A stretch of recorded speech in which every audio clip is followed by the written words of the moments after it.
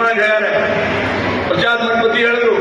But ಒಂದು ನಮಗೂ ದುಃಖ ಇದೆ, ಶಾಲೆಗಳ ಕಾಲದಲ್ಲಿ ಈ ಸಮಯದಲ್ಲಿ ಆಗಿಲ್ಲ. ಅಂದ್ರೆ ಇದು ಕೋವಿಡ್ ಇತ್ತು. ಅವ್ರು ನಮ್ಮ ಹಳೆ ಫೇಸ್ ಚೇಂಜ್ ಮಾಡ್ಯಾರ, ತಕಲ ಆಯ್ತು, ಫೇಸ್ ಚೇಂಜ್ ಮಾಡ್ಯಾರ.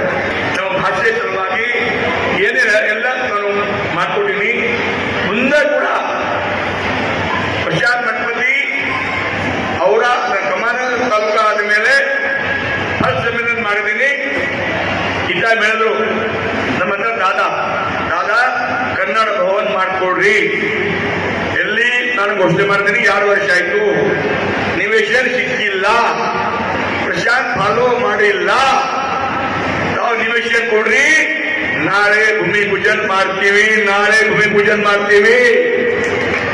ನಮ್ ಜಾಗ ಬೇಕು, ನಾವು ಜಾಗ ಕೊಡ್ಬೇಕು. ನಾನು ಭವನ್ ರೆಡಿ ಲೋಕಾರ್ಪಣೆ ಮಾಡ್ಕೊಡ್ತೀನಿ.